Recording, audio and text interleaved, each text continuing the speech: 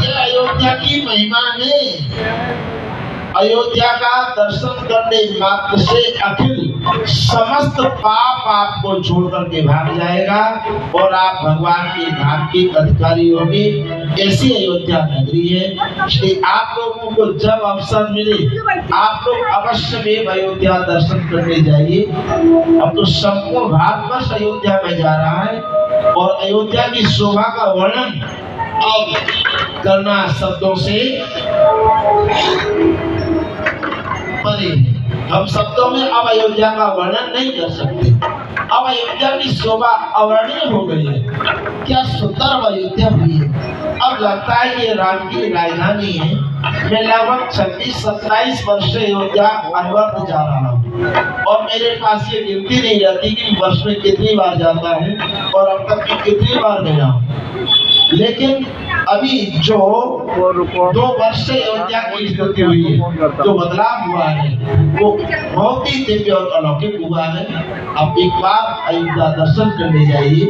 हमारे रामलला सरकार अब सीधा अयोध्या में अपने भव्य मंदिर में विराजमान हो चुके हैं और ये कोई साधारण अवसर नहीं है शर्मा जी।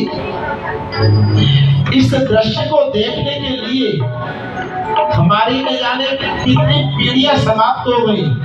500 वर्ष के उपरांत ये अवसर हम लोगों को देखने के लिए प्राप्त हुआ है कि अब अयोध्या में भगवान अपने मंदिर में विराजमान हुए हैं। ये 500 वर्ष के उपरांत कितने लोगों ने अपने प्राणों का बलिदान दिया। कितने लोग तरस गए कि हमारे सरकार हमारे भगवान मंदिर में विराजमान हो। लेकिन हम और आप लोग बड़े सौभाग्यशाली हैं जो आज भगवान को ठाकुर जी को उनके भव्य सुंदर दिव्य मंदिर में विराजमान देख रहे हैं। और क्या सुंदर मंदिर बना है मेरे प्रभु का। वो तो जब आप अपने नेत्रों से देखेंगे जाकर के तभी आप अनुभव कर पाएंगे। भव्यता दिन प्रतिदिन अयोध्या जी की बढ़ती ही जा रही है। अयोध्या बहुत सुंदर नगरी है, परम पवित्र नगरी है, भगवान को बहुत प्रिय है। और इस अयोध्या नगरी की उत्तर दिशा में एक सुंदर नदी प्रवाहित होती है। उस नदी का नाम मालूम है आपको क्या है? क्या नाम है? बोलो एक बार।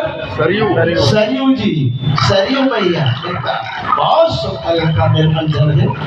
अभी मैं स्नान कर रहा था रामनवमी वाले दिन और स्नान करते समय जब मैं सरयू में स्नान कर रहा था इतना निर्मल जल कि अगर आप कोई सिक्का, कोई पैसे का सिक्का अगर आप डालेंगे तो वो आपको स्पष्ट दिखाई देगा। एक एक बालू का कण।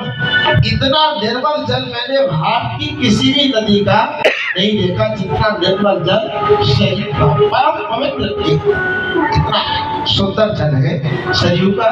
और ये जल नहीं है, ये देखने में हमको आपको जल लगता है लेकिन ये जल नहीं है। ठाकुर जी ने कहा है कि जो मेरे धाम अयोध्या में सरयू नदी है इनकी जो जल है वो जल नहीं, वो मेरे हृदय की करुणा की जल का रूप लेकर के प्रवाहित हो रही है। वो साक्षात भगवान की करुणा प्रवाहित हो रही है। और एक बार जो व्यक्ति सरयू स्नान कर लेता है उसका भगवान के धाम साकेत में आवास निश्चित हो जाता है। उसका फ्लैट नहीं, फ्लैट तो आपकी बॉम्बे में या घर तो कहीं दिखाई नहीं देते। फ्लैट तो बॉम्बे में जहाँ देखो वहाँ ऊंची ऊंची अट्टालिकाएं बनी हुई हैं, बड़े बड़े फ्लैट यहाँ बने हुए हैं। इतने फ्लैट मैंने भारत में कहीं नहीं देखे और देखेंगे भी क्योंकि भारत तो बॉम्बे इससे बड़ा भारत में शहर है ही दूसरा कौन।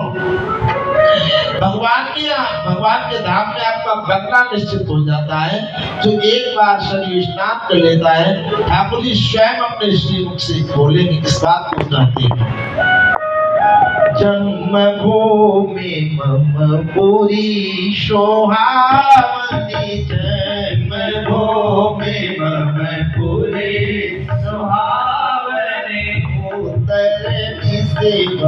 सरजू पावनी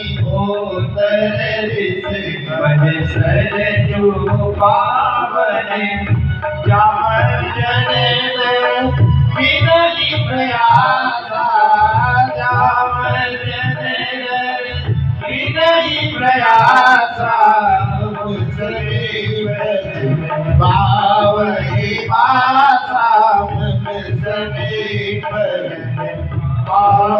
पासा ये अयोध्या जी की महिमा है। ठाकुर जी स्वयं कहते हैं चामचंदर विनहि प्रयासा मम समीप नर पावै। बहुत ध्यान से सुनिए। आज ये श्रोताओं की कमी क्यों हो गई?